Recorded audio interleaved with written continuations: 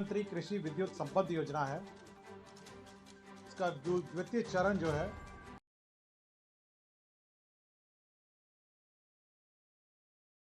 Bihar cabinet की शुक्रवार को मुख्यमंत्री नीतीश कुमार की अध्यक्षता में बैठक हुई। बैठक में कुल 38 एजेंडों पर मुहर लगी। इसमें अलग अलग विभागों से जुड़े हुए एजेंडे शामिल किए गए हैं। आज की कैबिनेट बैठक में सीएम नीतीश के गृह क्षेत्र बख्तियारपुर को लेकर भी एक अहम फैसले पर बैठक में स्वीकृति दी गई। इसके तहत पटना जिला के बख्तियारपुर प्रखंड अंतर्गत गंगा चैनल के दाएं तट पर सीढ़ी घाट के निकट पक्का सुरक्षात्मक कार्य एवं कटाव निरोधक कार्य के लिए 56 करोड़ 6 लाख रुपए के प्रशासनिक एवं व्यय की स्वीकृति का प्रस्ताव को मंजूरी दी गई। पटना से उपेंद्र सिंह की रिपोर्ट। प्रखंड के अंतर्गत चैनल गंगा चैनल के दाएं तटबंध पर सीढ़ी घाट निकट पक्का सुरक्षात्मक कार्य और कटाव निरोधक कार्य, ये 56 करोड़ 6 लाख का योजना स्वीकृत हुआ है। सोन नहर प्रणाली अंतर्गत पूर्वी लिंक नहर 0.0 किलोमीटर से 10.20 किलोमीटर तक पुनर्स्थापन कार्य एवं लाइनिंग कार्य, ये 235 करोड़ 24 लाख 97 हज़ार रुपये ये स्वीकृत हुए हैं। कर्मनाशा लिंक नहर की लाइनिंग का कार्य स्वीकृत हुआ है, 91 करोड़ 41 लाख 33 हज़ार रुपये का हुआ है। तो ये सारी जल संसाधन विभाग की विभिन्न नहरों में कालीकरण, ये पक्कीकरण की योजना है और साथ ही साथ जो पथ है, जो सर्विस रोड है, उसका कालीकरण का है, जो मैंने अभी पढ़ा। सर, ये 25 नंबर में हु इज द कंसल्टेंट? ये अभी कंसल्टेंट अभी बहाल नहीं हुआ है, अभी कंसल्टेंट के लिए स्वीकृति लिए है, उसके बाद ये कंसल्टेंट के लिए बिड होगा। आपका नगर विकास विभाग में केंद्र प्रायोजित योजना था, ये है 34 नंबर, इसमें 400 करोड़ बीसीएफ से लिया गया था, उसकी घटनोत्तर स्वीकृति है। ये केंद्र प्रायोजित अटल नवीकरण शहरी परिवर्तन मिशन योजना 2.0 है। तो सेंट्रल शेयर आ गया था, उसी को निकासी के लिए बीसीएफ से विभाग ने प्रस्ताव दिया था, अब विभाग ने उसका घटनोत्तर स्वीकृति लिया है। Bihar state wide area network 20 जो इंटरनेट सर्विसेज और नेटवर्क सर्विसेज राज्य के कार्यालय में देता है, 17 नंबर, ये 505 अरब 64 करोड़ 2 लाख रुपए की योजना है, 20-3.0। अब इसमें यह व्यवस्था है कि सभी थानों को जोड़े जाएंगे 20 से, सभी पंचायतों को जोड़े जाएंगे और सारे जितने नेटवर्क हैं उसको और सुदृढ़ किया जाएगा। अभी तक तो केवल ब्लॉक और अंचल थे, अभी पूरे थाने तक और पूरे पंचायतों तक ये नेटवर्क जाएगा, जहाँ से इंटरनेट की सुविधा गवर्नमेंट सर्विसेज, सरकारी सेवा सर्विसेज है, जो भी सरकारी सेवा सर्विसेज है उसके लिए उपलब्ध होगी और कार्यालय जो सरकारी पंचायतों का कार्य और थाना का कार्य भी इससे चल पड़ेगा।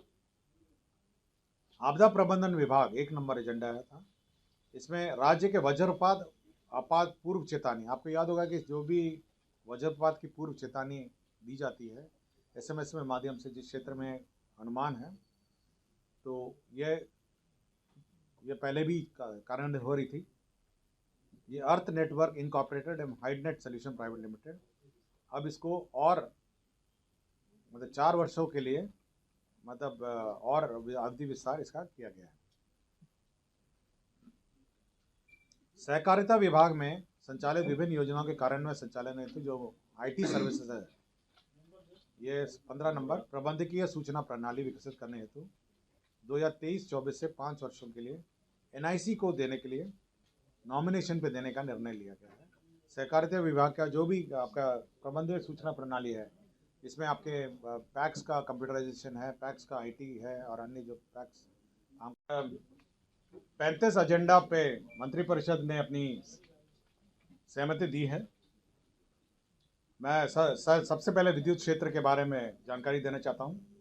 मुख्यमंत्री कृषि विद्युत संपत्ति योजना है, इसका द्वितीय चरण जो है, जो इच्छुक किसान को चतुर्थ कृषि रोड मैप के अंतर्गत जो कनेक्शन दिया जाना है, निःशुल्क कनेक्शन, उसके अंतर्गत 2190 करोड़ 75 लाख की योजना स्वीकृत की गई। इसका मतलब ये हुआ कि जो हमारे खेत में जो कनेक्शन होता है, इसमें पोल लगने हैं, तार लगने हैं, उसका मीटर तक जो तार है और सारी व्यवस्था है वो निःशुल्क होगी। किसानों को केवल जो ऊर्जा का मीटर का जो बिल है वो भुगतान करना होगा किंतु कनेक्शन जो होगा वो निःशुल्क होगा। इस पे 2190 करोड़ 75 लाख की योजना स्वीकृति की गई। Bihar state power holding company का ये न्यू पुणे चक में आवासीय परिसर है। आपको जानकारी होगा कि यहाँ पे ऊर्जा स्टेडियम है, आपने सभी ने देखा होगा। तो ऊर्जा स्टेडियम के पीछे एक स्पोर्ट्स कॉम्प्लेक्स बनाया जाएगा जो 42.10 करोड़ का होगा। इसमें विभिन्न खेल कूद होंगे, जिसमें आपके स्क्वाश कोर्ट होंगे, टेनिस कोर्ट होंगे, आपके बैडमिंटन कोर्ट होंगे, और सभी जो स्पोर्ट्स गतिविधियां हैं वो ऊर्जा स्टेडियम के पीछे जो स्थान है वहाँ पे बनाए जाएंगे। ये 42.10 करोड़ का होगा। ये सभी हमारे स्पोर्ट्समैन हैं, खेलकूद जो रुचि रखते हैं उनके लिए उपलब्ध रहेगा। और इसका संचालन जो है बिहार सचिवालय स्पोर्ट्स फाउंडेशन जो है वो करेगा। बिहार सचिवालय स्पोर्ट्स फाउंडेशन जो करेगा, इसका निर्माण करेगा ऊर्जा कंपनी और मेंटेन भी ऊर्जा कंपनी करेगा। हर घर नल का जल योजना, आपको जानकारी होगा, यह गुणवत्ता और गैर गुणवत्ता प्रभावित 12 नंबर, हर घर नल का जल, ये 7 निश्चय के अंतर्गत ये गुणवत्ता और गैर गुणवत्ता प्रभावित क्षेत्रों में योजना कार्यान्वित की जा रही थी। तो जो छूटे हुए बसावट है और टोले हैं, आपको याद होगा कि समाधान यात्रा के पश्चात माननीय मुख्यमंत्री जी ने यह घोषणा की थी कि राज्य में जो छूटे हुए बसावट है, टोले हैं, उन सभी में नल जल योजना कार्यान्वित किया जाए।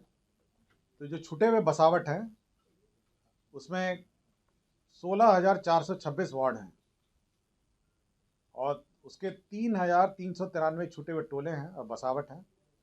इसमें 1,063 करोड़ 46 लाख रुपए की योजना की गैर गुणवत्ता प्रभावित क्षेत्र के लिए स्वीकृत की गई है। तो जो गैर गुणवत्ता प्रभावित क्षेत्र है वो PhD निर्माण कर रही है उसकी योजना, और 1,063 करोड़ 46 लाख रुपए की योजना हर घर नल का जल के लिए स्वीकृत किया गया।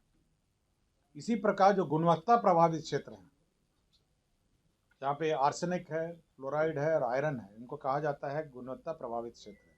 आर्सेनिक, फ्लोराइड और आयरन, जो पानी प्रदूषित पानी है, जो केमिकल युक्त पानी है, उसके लिए भी हर घर नल का जल जो है गुणवत्ता प्रभावित 30,207 वार्डों में से 7,326 छूटे हुए टोले बसावटों में 3,642 करोड़ 72 लाख रुपए की योजना स्वीकृत की।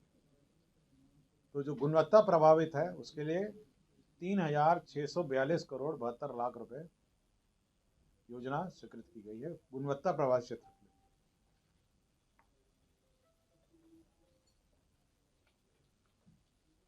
ग्रामीण कार्य जो सड़क है, राज्य योजना अंतर्गत खगड़िया जिला के कार्य प्रमंडल, यह 6 नंबर, राज्य योजना अंतर्गत खगड़िया जिला के कार्य प्रमंडल खगड़िया के अधीन मानसी प्रखंड में मानसी मंदिर चौक से मुंगेर जिला के टीकारामपुर पंचायत के बनारसी राय टोला में बूढ़ी गंडक पर 7/25 मीटर आकार का पुल निर्माण स्वीकृति दी गई है। यह 13 करोड़ 18 लाख रुपए की जगह पे पुनरीक्षित प्रावधान जो है 185.82 मीटर का अब 20 करोड़ 44 लाख रुपए की योजना स्वीकृत की गई। 33 नंबर पे ये गृह विभाग का प्रस्ताव है। आपको याद होगा जो 112 नंबर है, सभी आप लोग देखते होंगे, पुलिस की जो 112 नंबर गाड़ी है, जिसको आपात अनुक्रिय सहायक तंत्र व्यवस्था हम लोग कहते हैं, ERSS, इसका फेज 2 मंत्रिपरिषद ने स्वीकृत दिया है और 766 करोड़ 71 लाख 35,385 करोड़ 766 करोड़ 71 लाख 35,385 करोड़ की योजना है और CDAC इसका सॉफ्टवेयर बनाता है। प्रथम फेज और द्वितीय फेज में एक अंतर ये है, प्रथम फेज में आपको देखा होगा कि सभी जिला मुख्यालय में है और पटना पूरा शहर है, वहाँ पे 112 गाड़ियाँ खड़ी रहती हैं। अब सेकेंड फेज में पूरे देहाती क्षेत्रों में भी इस व्यवस्था को लागू करने का निर्णय लिया सरकार ने। साथ ही साथ जो वर्तमान व्यवस्था है, जो शहरी क्षेत्र और जिला मुख्यालय वाला है, उसको सुदृढ़ करने का भी निर्णय लिया है। और 112 का एक और अभी इसका इंटीग्रेशन हमारी जो एम्बुलेंस सेवा है और अग्निशमन सेवा है उसके साथ भी इंटीग्रेट किया जाएगा।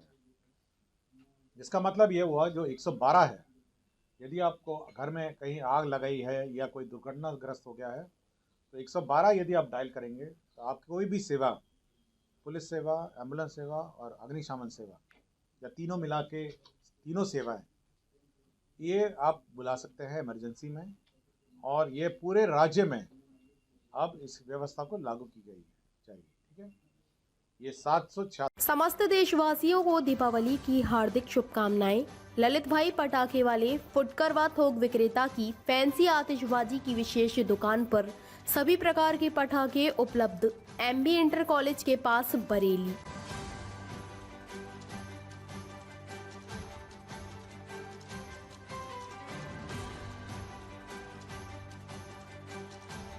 ताज़ा खबरों से जुड़े रहने के लिए हमारे चैनल को सब्सक्राइब करें और बेल आइकन को दबाना ना भूलें ताकि हर खबर की नोटिफिकेशन आपको मिलती रहे।